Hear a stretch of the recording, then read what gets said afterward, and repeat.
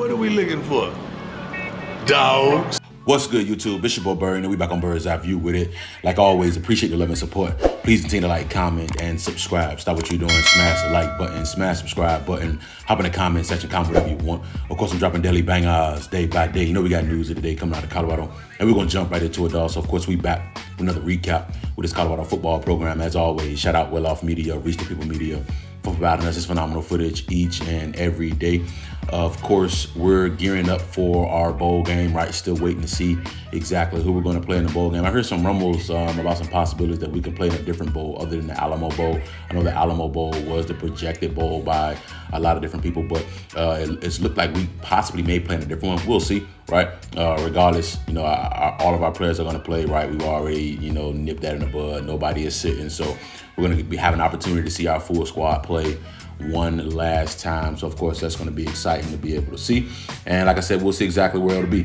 Now obviously National Signing Day was a success for our Colorado football program.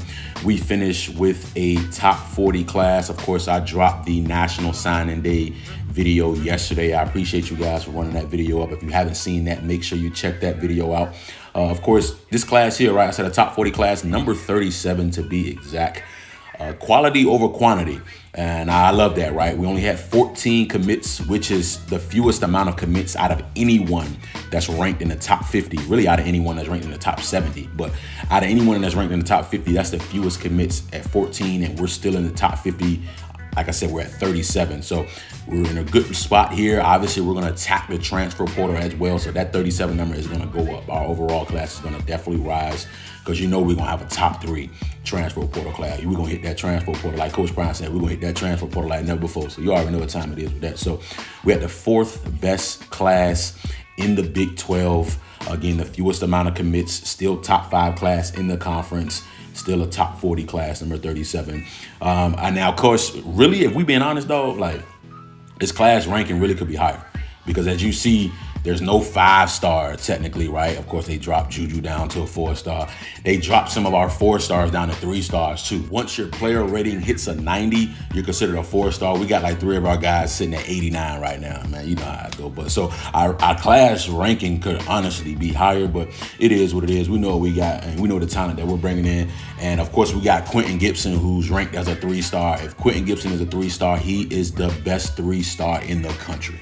It ain't a 3-star better than Quentin Gibson. Find me another 3-star wide receiver that has over 30 touchdowns, dog, and damn near 2,000 yards in the state of Texas.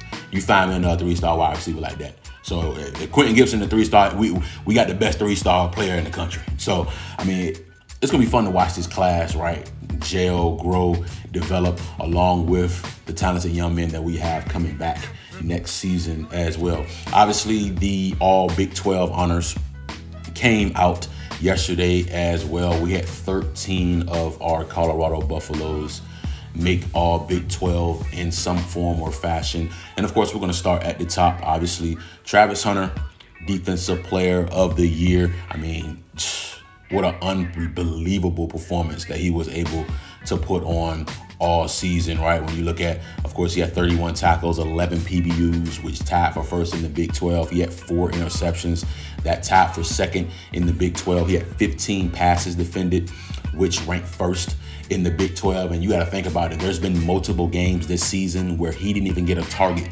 Teams were shying away from Trav all year, honestly, but there's been multiple games where he didn't get thrown at, not one time, dog. And he's still tied for first in PBUs, still leads the Big 12 in passes defended, which is PBUs and interceptions combined. Still second in the conference, right, with 4 interceptions. I mean, it's just unreal to see the production that he was able to put up. And then obviously on offense, right, he had 92 catches, which ranked first in the Big 12, 5th in the country. He had 1,152 receiving yards, which ranked second in the Big 12, 5th in the nation there as well. 14 receiving touchdowns, which led the conference and is second in the nation. I mean, it's just unreal, right? 21 receiving plays of 20 or more yards, which leads the entire country. I mean, Travis Hunter is just doing some unreal things. And we can't take this for granted, dog, because who knows when or if we'll ever see another player like Travis Hunter, dog. Obviously, we had the Offensive Player of the Year as well in Shadur Sanders. I mean, he's pretty much just rewriting the Colorado record book. He may have all of them. I mean, he and Travis Hunter, along with BJ Green, right? They were all first team, all conference at their respective positions. When you look at Shadur Sanders, right? Like I said, Big 12 Offensive Player of the Year.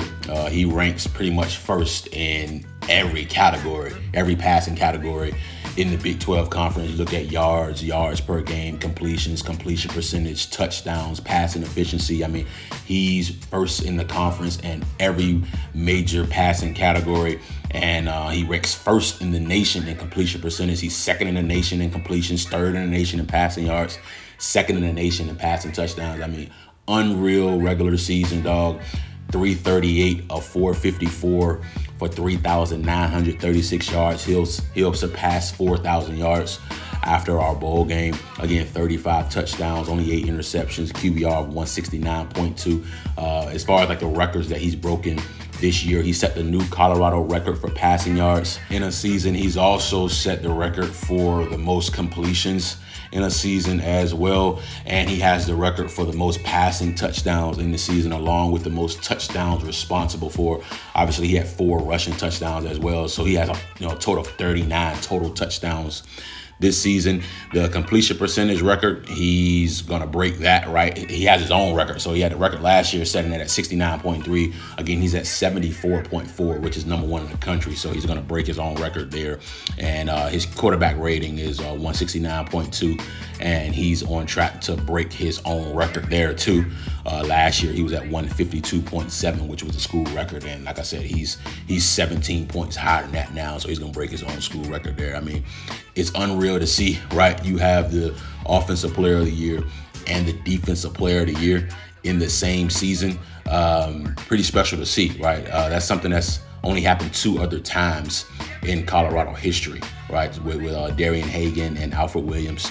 They took it home in '89, and then Eric Bieniemy and Alfred Williams again took it home in 1990, back-to-back years where that happened. So that's only happened twice, and it was back in the 90s. Late 80s, early 90s. So, it's special to see what our Colorado Buffaloes were able to do this season, especially, of course, Travis Hunter and Shadur Sanders. Can't leave out BJ Green, right, in his first year as a Colorado Buffalo, first team all-conference. He also took home Defensive Newcomer of the Year as well. Of course, we all know he spent, his first 3 seasons at Arizona State.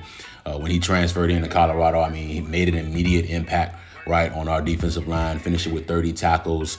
Of course, he had 12 tackles for loss, 7.5 sacks. He also forced 2 fumbles. He also had a fumble recovery as well.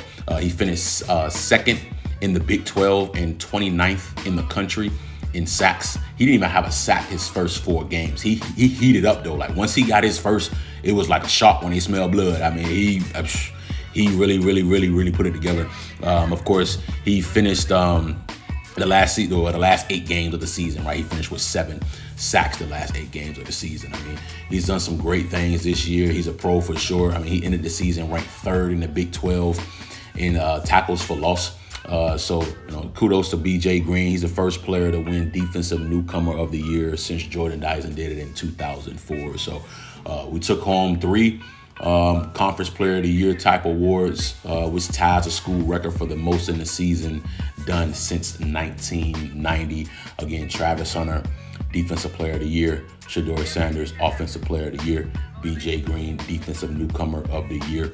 We've done some great things. And of course, the rest of the guys that we have here, right? Because we do have some more all-conference honors as well. Nikhil Green was named All Big 12 second team at linebacker, finishing the year with 82 tackles, 11.5 tackles for loss, 4 PBUs, 2 interceptions, 2 sacks.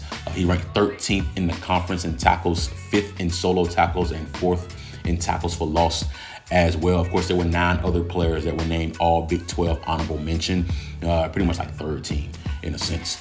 Preston Hodge, right, recorded 33 tackles. He had 7 PBUs, 2 interceptions. His 7 PBUs are tied for 9th in the Big 12. Of course, despite him missing the last 3 games of the year, he still was able to put up some great numbers here. Of course, Alejandro Mata scored a career-high 89 points making all 53 of his extra points. He finished 12 of 14 on field goals, making 10 straight field goals to end the season. Of course, Tajay McCoy, in his first year, right, seeing, consistent playing time in a sense. He made a lot of big plays for our Colorado football program. Ended the season with 20 tackles, 3 sacks, 3 tackles for loss, and 2 quarterback hurries as well. It looks like DJ McKinney, right? He finished the regular season leading the Big 12 cornerbacks with 60 tackles. He also added 11 passes defended, which ranks 6th in the conference. Again, passes defended is interceptions and PBUs combined. He had 11 of those, which was 6th in the conference. He had 9 PBUs, which tied for 4th in the Big 12. He had 3 tackles for loss, 2 interceptions, 1 fumble recovery, and 1 forced fumble as well. Of course, in the last regular season game, he recorded his first career pick 6 against his former team. Let's keep it rolling. Chidozie Nwankwo was a huge part of our defense, right? It was right, smack dead in the middle of that defense there. Of course, he finished the season off with 25 tackles, 3 tackles for loss, 1.5 sacks. He also had 1 fumble recovery as well. I mean, he made our job easier, especially for our linebackers. I mean, he was just a plug in the middle of that defense, man. He never got pushed backwards. I mean, he just done some unreal things. It freed up our linebackers so much. Nakai Hill-Green and Levante Bender was allowed to make a lot of plays because of the play of Chidozie Nwankwo. So, definitely kudos to you as well. And it looks like he was not only honorable mention at defensive line, but also honorable mention defensive lineman of the year. Which is still a great award there. So let's keep it rolling, man. Jordan Seaton, of course, when he came to Colorado, I said it from the jump that he's going to be a freshman All-American, and he is going to definitely be. He was honorable mention for Offensive Freshman of the Year. He played a team-leading 767 snaps on the offensive line, only giving up 3 sacks and 4 quarterback hits on 578 pass blocking snaps. He did not give up a sack in his last 7 games. According to PFF, we got a future first-round pick there. Cam Silman-Craig, right, he is the heart and soul of our defense. I mean, he was a team-leading tackler. He finished with 88 tackles on the season, 8.5 tackles for loss, 6 quarterback hurries, 3 PBUs, 2 sacks, and 2 fumble recoveries as well. We all remember the 95-yard fumble recovery for a touchdown against Central Florida. Mark Bassett, right, averaged 43.8 yards per punt on 49 punts. He finished the season with 19 punts falling inside the 20, 2 touchbacks, only 2 touchbacks, which is really good, and a net average of 37.7 yards per punt. LeJontay Wester, right, in his first season with Colorado, only season with Colorado, right, he finished with 70 catches for 880 yards, 10 touchdowns receiving. He also had a punt return for a touchdown as well. He's now in the record books for a season as his 70 catches ranks 9th all time. His 880 yards in a season ranks 15th in CU's history, and then the 10 touchdowns in a season ranks 4th. He now has 322 career catches, which is tied for 6th in FBS history. Of course, we all know he had 100 catches last year, over 100 catches last year at FAU. I mean, he's been a football catching machine his whole entire career, and he was honorable mention offensive newcomer of the year in the Big 12. So definitely special season for our Colorado Buffaloes.